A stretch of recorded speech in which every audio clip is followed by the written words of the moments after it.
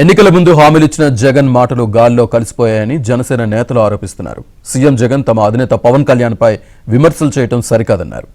జనసేన అభ్యర్థులను బర్రెలెక్కతో పోల్చడాన్ని తప్పుబట్టారు. గతంలో తెలంగాణలో వైసీపీకి 119 స్థానాల్లో ఒక్క స్థానమే వచ్చిందని, అది మర్చిపోయారా అంటూ గుర్తు చేశారు.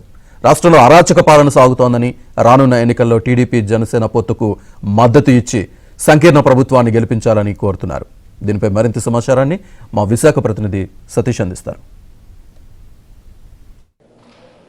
రాష్ట్రంలో రాజకీయాలు ఊపందుకున్నాయి.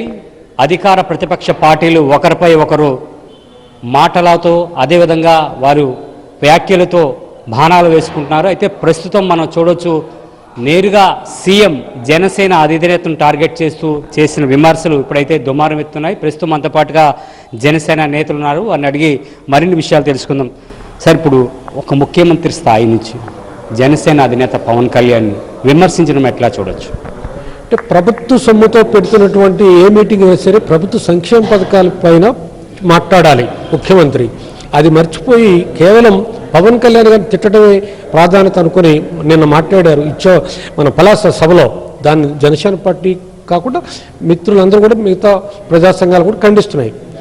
ప్రజాస్వామ్యంలో నువ్వు ముఖ్యమంత్రిగా నువ్వు చేయాల్సింది సంక్షేమ పథకాలు చెప్పడం గురించి ఊరూరు తిరగాలి తప్ప పవన్ కళ్యాణ్ గారు తిట్టడానికి నువ్వు తిరగక్కర్లేదు.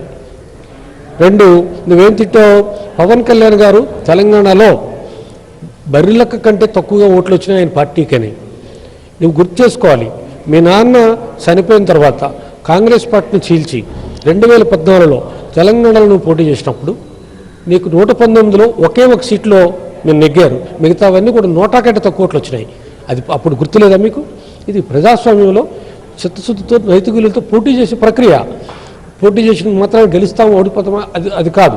నువ్వు చెప్పాల్సింది ముఖ్యమంత్రిగా నువ్వు 2019 ఎన్నికలకి వచ్చేటప్పుడు ఎన్ని నాటకాలు ఆడావు? నేను నాటకాలు తెలియనివా? కోడికత్తి నాటకం ఎవరిదండి? మీరే కదా ఆడారు. మీ బాబాయ్ని పులివెందులు హత్య చేయించింది ఎవరు? నువ్వే కదా. మీ అవినాష్ రెడ్డి మీ తమ్ముడు ద్వారా చేయించావు కదా. ఇప్పుడు అది మర్చిపోయావా? మీ అసలు వస్తువు మీ నాన్నగారు చనిపోయినప్పుడు నువ్వు ఎక్కడున్నావు? నువ్వు కలకట్టాలో ఉన్న సంగతి అందరికీ తెలుసు. నువ్వు అది బయట పెడితే ఇంకా బాగుంటుంది. కాబట్టి సభల్లో నువ్వు పవన్ కళ్యాణ్ గారిని దత్తపుత్రుడు అనే బదులు మా నాన్నగారు చనిపోయినప్పుడు నేను కలకట్టాలో ఉన్నాను, అది ఏం పనిలో ఉన్నావు నువ్వు చెప్తే నీ నోటంట ప్రజలందరూ కూడా స్వాగతిస్తారు. నువ్వు అది మానకుండా పదే దత్తపుత్రుడు అంటే నువ్వు జైలు పుత్రుడు అంటారు కదా. సిబిఐకి దత్తపుత్రుడు కదా. నువ్వు చేసినటువంటి నీ తాలూకు ప్రభుత్వ సంక్షేమ పథకాలు 100కు 100 అమలు చేశానని చెప్తున్నావు. కానీ అవి కేవలం 33% మాత్రమే చేరాయి, మిగతా వాళ్ళకి చేరలేదు. అందుకని నువ్వు చేస్తున్న సర్వేల్లో నీ పైన ప్రజలు అసహనం వ్యక్తం చేస్తున్నారు. నువ్వు నీ ప్రభుత్వం పైన అసహనంతో పాటు అసంతృప్తి వ్యక్తం చేస్తున్నారు. అది నీ సర్వేలు. అందుకు నువ్వు భయపడి ఫ్రస్ట్రేషన్లో ఉండి నువ్వు అవాకులు చవాకులు వెళ్తున్నావు. That is not correct. Madam, ఒక పక్క పార్టీని చాలామంది వైసీపీ నేతలు వీడుతున్నారు, అంటే అధికార పార్టీ నుంచి బయటకు వస్తున్నారు.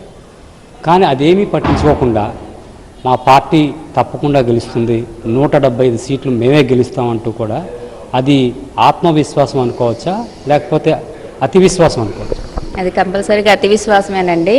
నిజంగా వాళ్ళు ఇప్పటిదాకా 4.5 సంవత్సరాలు అవుతుంది. ఇంక 3 నెలల్లో ఎలక్షన్స్ కూడా రాబోతున్నాయి.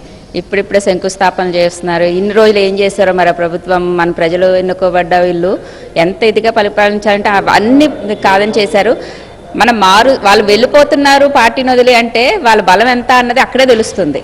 వాళ్ళు విరవీగుతున్న 175 స్థానాలు అనేసి అసలు ముందు ఇన్ఛార్జీలు మార్చేస్తున్నారు. వాళ్ళకి తెలుసు వాళ్ళ బలం తగ్గిపోయింది, వాళ్ళ ప్రజల ఆదరణ లేదు. రాబోయేది మా అధ్యక్షులు పవన్ కళ్యాణ్ గారు మాత్రమే. మనకు చంద్రబాబు నాయుడు మంచి లక్ష్యంతో వచ్చారు, రాష్ట్ర భవిష్యత్తు బాగుండాలని.